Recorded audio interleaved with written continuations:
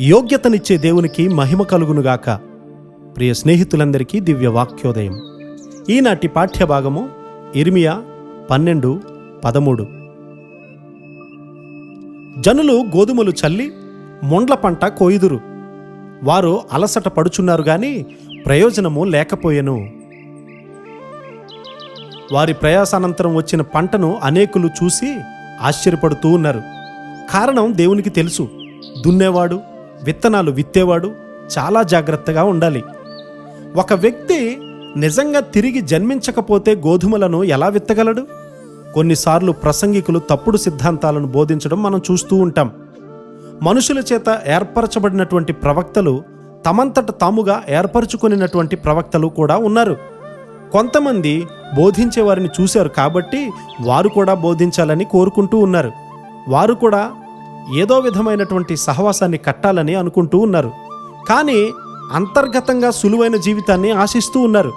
అనేకులు విదేశాల నుండి డబ్బొస్తుందని తలస్తూ ఉన్నారు. ఏమైతేనేమి, ప్రజలను పరిపూర్ణ జీవితంలోనికి నడిపిస్తే అదే మనకు సంతోషం. వారు సంపాదించుకున్న ధన సంపద పట్ల నాకు ఎలాంటి ఆసక్తి లేదు. ఇది నిజం. నీవు నీ కుటుంబము కలిసి దేవుని రాజ్యాన్ని కట్టగలరు. నేనును నా ఇంటివారును యెహోవానే సేవించెదము అని యెహోషువ గారు చెప్పినట్లు నీవు చెప్పగలవు. పిల్లలు నా యొద్ద నుండి తొలగిపోయి ఉన్నారు. నా గుడారము చిరిగిపోయిన స్థితిలో ఉంది.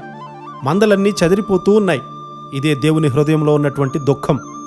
ఒక పాదిరి గారు తన సంఘం కొరకు ప్రార్థించి వారి కొరకైనటువంటి భారాన్ని కలిగి ఉండాలి. ఒక పాదిరి గారు ప్రార్థిస్తే ఆ సంఘంలో ఉన్నటువంటి వ్యతిరేక శక్తులు ఎవరు అనేది దేవుడు చూపిస్తాడు. అతడు ఎవ్వరికీ కూడా భయపడాల్సిన అవసరం లేదు. అనారోగ్యం, కష్టాలు దేవుడు అనుమతిస్తే అది ఇంకా దీవెనకరం. ఈ దినాల్లో ప్రజలు బోధించాలని కోరుకుంటూ ఉన్నారు కానీ వినడానికి ఇష్టపడట్లేదు. మనము ప్రార్థించని వారికి బోధించకూడదు. నీవు వారి హృదయాలకు అవసరమైన దేవుని వాక్యాన్ని ఇవ్వగలుగుతున్నావా లేదా? అదే గొప్ప భారం. ప్రసంగం అనేది మనది కాదు. దేవుని నుండి వర్తమానం వస్తే అది అంధకార శక్తులను అణిచివేస్తుంది. నీవు ప్రార్థించకపోతే చీకటి శక్తులు నీపై దాడి చేయడానికి ప్రయత్నిస్తాయి. జాగ్రత్త.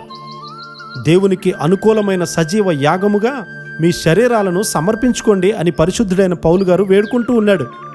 నీవు దేవునితో ఉండాలంటే నీవొక సజీవ యాగముగా జీవించాలి. నీవు దేవుని పరిపూర్ణ చిత్తాన్ని చేసినట్లయితే నీవే గొప్ప జయముగా ఉంటావు. నీవు ఆయన పరిపూర్ణ చిత్తాన్ని చేయాలని ఆయన ఎల్లప్పుడూ కోరుతూ ఉన్నాడు. నీవు ఆయన పరిపూర్ణ చిత్తము చేసే కృప ఆయన సమృద్ధిగా మనందరికీ అనుగ్రహించునుగాక. ఆమేన్.